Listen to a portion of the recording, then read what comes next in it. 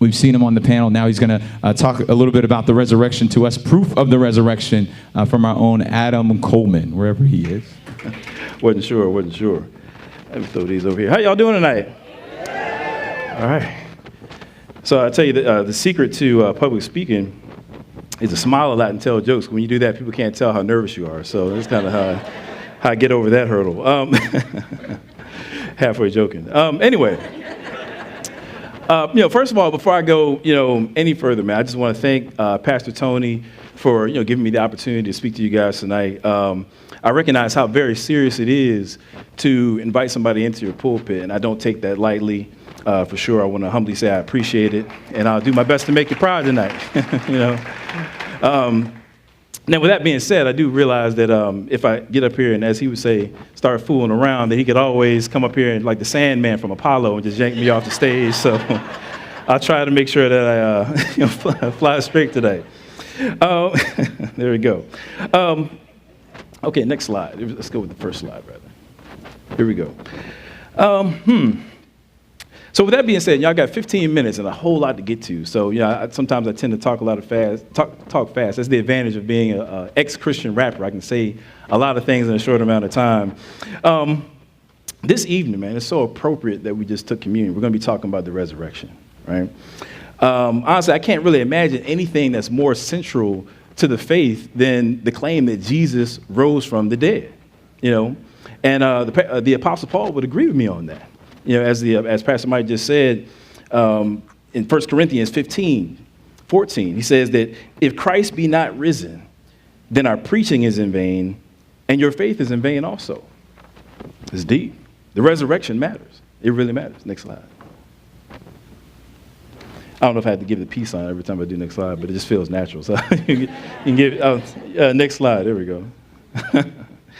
Now, what I want to do tonight is touch on the resurrection from an angle that most of us may not be accustomed to. We're going to be looking at it from a historical perspective, okay? We're going to examine the resurrection on historical grounds and look at the methods that historians use to find out what is fact and what is fiction, all right? Then we're going to be applying these methods to some evidence that we'll be taking a look at and demonstrate how on historical grounds we have evidence for a risen Jesus. That sound pretty good? Good? All right. I promise not to bore you too bad. All right, so let's get it. Next slide. Oh, actually, I'm sorry. That was the right one. My bad. All right. So take a look at these 5 statements that I have up here just right quick. I'm just going to read them out. Take a look at the screen. Our case for the resurrection is going to center around these 5 points, okay? Number 1, Jesus died by crucifixion at the hands of the Romans. Number 2, Jesus' tomb was found empty. Number 3, the disciples had experiences which they believed to be encounters with the bodily risen Jesus of Nazareth. Number 4, the conversion to Christianity of a persecutor of the church named Saul of Tarsus, a.k.a. the Apostle Paul. And number 5, the conversion of James, the brother of Jesus, to Christianity. Now, I just want to emphasize real quick that these are not faith statements. They're not just faith statements. It's not just something that we believe because it feels good. The fact of the matter is, as according to philosopher and historian Gary Habermas, over 90%, upwards of 90% of scholars who work in the fields that are relevant to the early Christianity, New Testament studies, and so on, over 90% of them agree that 4 out of these 5 statements are historically factual. The one exception to that would be the empty tomb. But even there, you still have between 2/3 and 75% of scholars who would affirm that the tomb was indeed found empty. Now, when I'm talking about scholars, I'm not just talking about Christians who hold degrees. I'm talking about people from all different walks of life and all different worldviews who study this material professionally, including atheists, all right? Now, the reason the majority of scholars, whether they be atheists, Buddhists, or I don't know, like Rastafarians or whatever, affirm these facts is because each of them are well evidenced in the historical record. Now, a minute ago, next slide. A minute ago, I spoke about us taking a look at the methods historians use to find out what's historically factual or not, right? So real quick, I'm just going to kind of touch on these tools the historians have in their toolbox and give some examples. Then we're going to move on to our panel discussion and Q&A.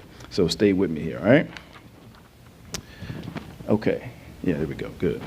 So when historians are working toward verifying the historicity of a person or event, and by historicity I mean the factualness of a person or event, that something actually did happen or that person actually did exist. That's what I mean by historicity.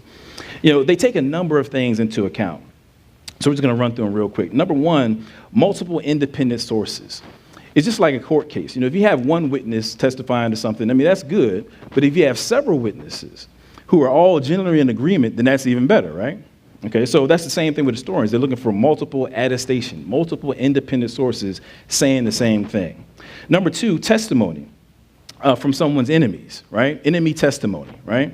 So let's say that, somebody says you stole something and your mama comes out the house and says, oh, no, you didn't do it. Well, that's cool, but that's your mom, right? But if somebody comes along who doesn't even like you, right? They don't even like you, and they actually would have reason to contradict what you're saying, and they say that you're telling the truth, then all of a sudden we've got a good reason to believe, like, wait a minute, this guy's actually, telling the truth. And historians are the same way, right? If you have somebody's enemies supporting your claim, they're going to say that it has historical credibility.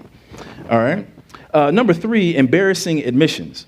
Obviously, generally speaking, people don't just go around, sharing embarrassing details about themselves. That's just something that we, generally don't do, right? With that being said, when historians look at ancient texts like the four Gospels, right, they look for things where the author is telling something about themselves that is actually embarrassing. And what they'll say is, okay, well, given the fact that this person is reporting on something that they actually could have left out and is embarrassing for them, there must be something to it. They may actually be telling the truth here. So it lends credibility to a claim. Number four, eyewitness testimony. Well, that kind of goes without saying. You rather have eyewitnesses than hearsay. And then number five, we want to have early witnesses. We want somebody who's as close to the events as possible. Okay. So these are the five tools that we're going to be taking a look at that historians use to determine the historicity of a person or event. Excuse me. All right. Now, I just want to make a quick note, actually, before I move on. You're going to hear me reference the New Testament a couple times and quotations from the Bible and things like that. I just want to get rid of a myth right quick. Sometimes people will say things like, oh, you can't quote the Bible to prove something that's in the Bible, or you can't use a verse to prove your point if you're talking about something historical about Jesus or what have you. And that's just complete nonsense. It's utter and complete nonsense. If you look at how professionals do their work, professionals in history, New Testament studies, and so forth, they all quote the Bible. They believe the Bible, the New Testament documents, to be crucial sources that must be taken into consideration in discussions like we're having here tonight. So don't let people, get over on you like that. Okay. But that being said, when I do quote scripture tonight, I'm going to be basically putting on my historian hat, right? I'm going to be looking at it just from a purely historical perspective. All right. Does that make sense? We good with the five tools? We all on the same page? All right. Cool. My wife said I talk too fast, so I hope I'm doing all right, babe. All right, so let's put these tools to work, right? Let's use a couple examples. Next slide. All right. Fact number one: Jesus died by Roman crucifixion. Now, the death of Jesus is referenced in multiple ancient sources, such as by Roman historian Tacitus, Josephus, Lucian of Samosata, Marabar Serapion, the Talmud, and also Pliny the Younger. Now, with that being said, keeping in mind our multiple witnesses tool for historicity, this adds a lot of weight to our first fact here. But actually, I'm going to take a second. I'm going to read an actual quote from these ancient historians so you can kind of see what we're dealing with, all right? We're going to take a look at Tacitus. Next slide. We're going to take a look at Tacitus, who's a Roman historian and is well respected as being a reliable ancient historian, okay? Now, what I want you to really pay attention to as I kind of give you this quote is that you have an ancient Roman historian. So this is a source outside the Bible. And you'll hear him mention Christ, the crucifixion, and even Pontius Pilate in this quote that I'm about to give you. This is from one of his works titled Annals, which is written in 116 AD, so within a century of Jesus' resurrection. All right?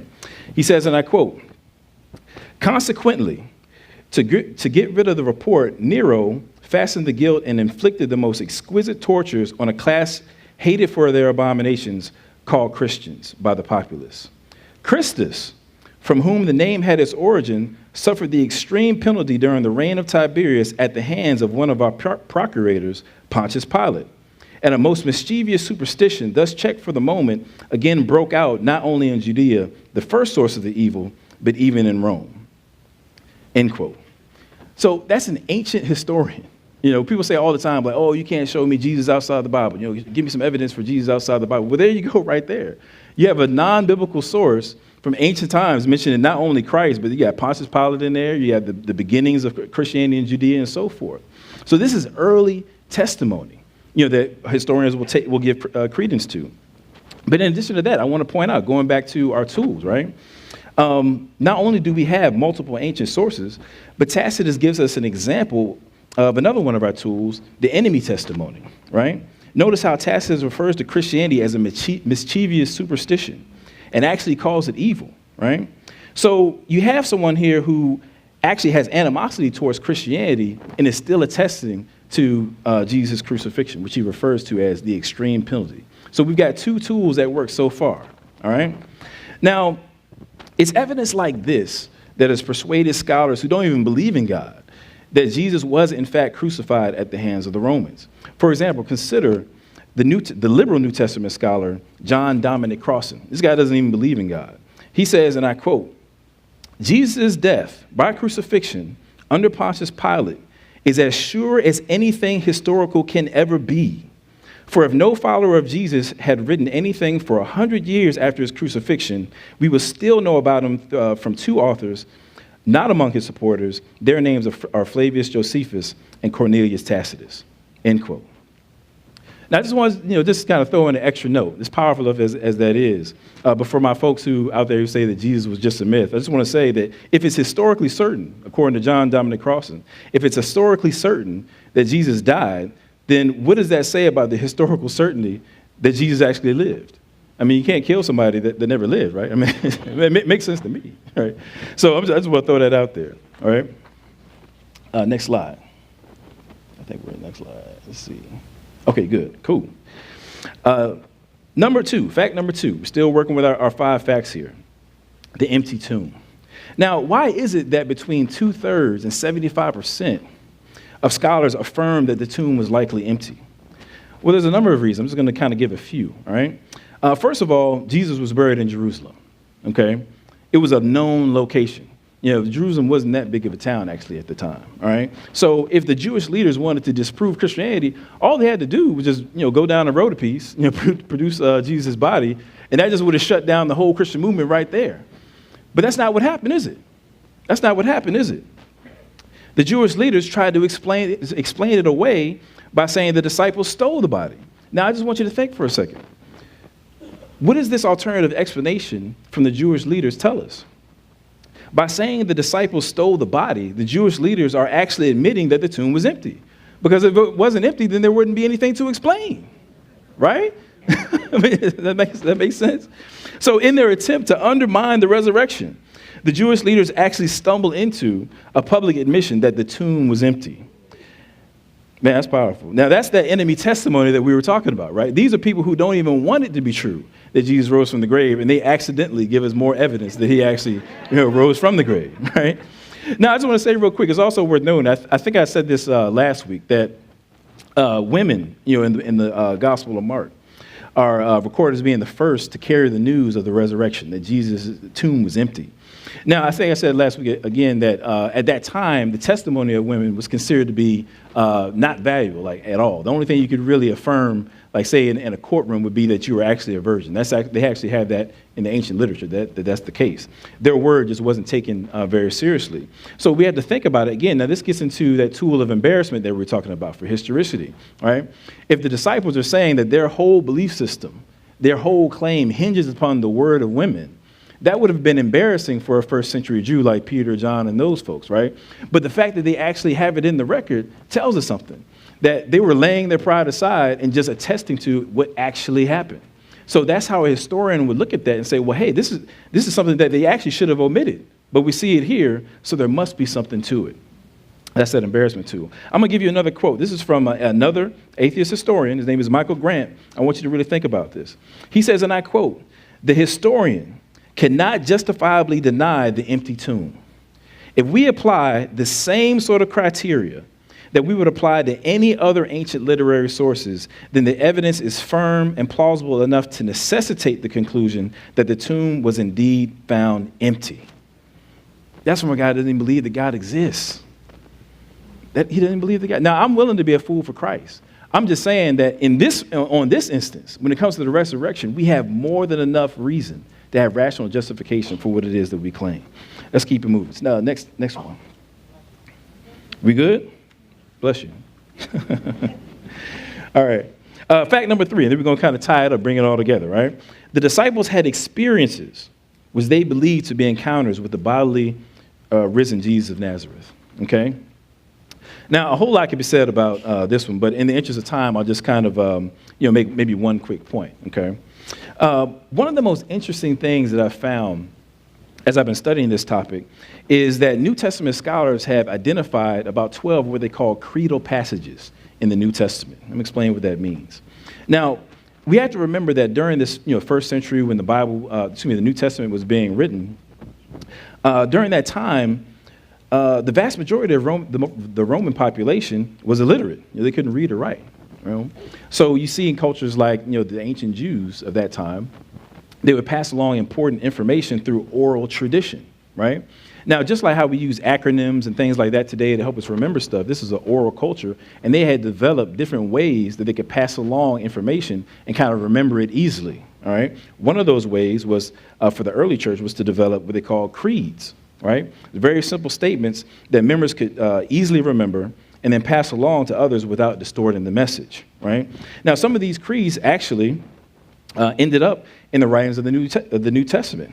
It's actually pretty cool. So, the way that, just kind of real briefly, the way that the New Testament scholars kind of identified it is that, when they were looking in the Greek, they would see how certain passages were of a different cadence or of a different rhythm than the rest of the passages around it, right? So that'd be like me, giving this presentation. And all of a sudden I just break out and say, now this is a story all about how my life got turned upside down. And I'd like to take a minute, just sit right there. I'll tell you how I became a prince of the town called. Yeah, there we go.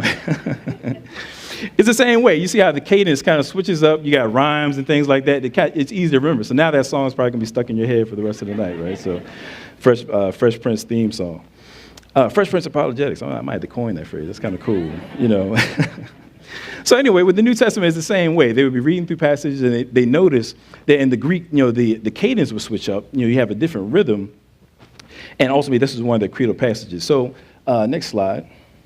Cool. So one example of that would be, and actually what some believe to be the earliest example, is found in 1 Corinthians 15, verses 1 through 8. Now, in that passage, Paul writes out this early creed they received through oral tradition. And he basically gives us the highlights of Jesus' crucifixion and his numerous resurrection appearances. And in the process of doing so, interestingly enough, he actually affirms and touches on each of the 5 points that we listed earlier, okay? Now, the reason these creeds are important is that there are obviously sources from outside the Bible. They come from the earliest church, the oral tradition, right? So they predate the New Testament in that sense. And we can look at them and see that what the earliest disciples believed and taught. As a matter of fact, scholars like Richard Bauckham believe these creeds to have been developed as early as between a few months and 5 years after the resurrection, which is amazingly close to the events they describe, particularly when you compare them to sources for other events. So for example, on the internet, you don't really see people questioning whether or not Alexander the Great existed. They always got questions about Jesus, but nobody questions like people like that. Well, interestingly enough, in terms of evidence that we have for Alexander the Great, in terms of writings rather, the closest one to when he actually lives is about 400 years after his life. I'm saying, whereas with this, we're talking about evidence that goes back within months to 5 years.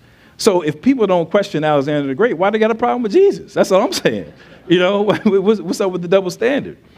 I got to keep going. I got to make sure I keep going. All right, I can stay on that. So my point is, given how early these credo passages developed, and the fact that they put us in touch with what the earliest disciples believed and preached, these credo passages provide us with early and likely eyewitness testimony for our 5 facts, including the disciples' adamant claiming that they had seen the bodily risen Jesus, okay? Now, again, early and eyewitness testimony, that's 2 more of those historical tools, those tools of historicity, rather, that we talked about earlier, by which we can affirm our third fact here to be historical. Now, maybe we'll get into the other two facts I know here in a second within our Q&A, but I'm going to kind of put a bow on what we have so far. What do historians do when they have a number of facts like these? Well, the next step after you've identified a set of facts is to see what explains them all. You have to come up with an explanation, all right? Get to my notes here. Next slide. One more slide. Okay, yeah, we'll just go with that. I missed my slides up. That's all right. So after they have identified a set of facts, the question is, what explains these facts? Okay? They have a whole set of criteria by which they do that, which I'll just briefly mention. But a solid explanation will be one that meets the criteria of adequately explaining each fact individually, adequately explain all the facts taken together. So, for example, we've got the crucifixion. We know that's a fact. How is it the case that the tomb was empty? They've got to explain that. How is it the case that you had this scattered and scared group of disciples all of a sudden transformed into these bold preachers of the resurrection and the gospel? How is that the case? All right? How is that the case? I mean, they were willing to preach it even unto death. I don't know about you. I ain't trying to die for something that's not true. It was just me. I ain't trying to do it. I'm not trying to do it. In addition to that, a solid explanation would also have to be something that isn't way out of left field, just for the sake of saying that we have an explanation. So, for example, if someone says that Jesus' body was stolen by, aliens and the Easter Bunny or something like that, I mean, obviously that's probably not correct, right? Now, there have been numerous attempts made to give non-supernatural explanations for what happened to Jesus after the cross. Numerous attempts. The disciples stole the body, they hallucinated, Jesus never actually died, Muslims like that one, stuff like that. And maybe we can discuss a few of them during the Q&A. But what you find is this. Time after time, these natural explanations come up lacking in their ability to account for all of the facts that I've given you. However, there is one explanation. There is one explanation that is able to make sense of each of these 5 facts, both individually and when considered alongside each other. And it is the explanation that the church has stood on for about 2,000 years now, that God raised Jesus from the dead. We have solid historical reason for saying amen to that. As a matter of fact, I would challenge anybody to find me another religion, belief system, spirituality, whatever, that has such evidence for its central claim as Christianity does. Good luck with that. But in the meantime, I'm just going to ride with the resurrection. So with that being said, I love you guys. Appreciate your time. Jesus rose from the dead. We got good reason to believe that. Yeah.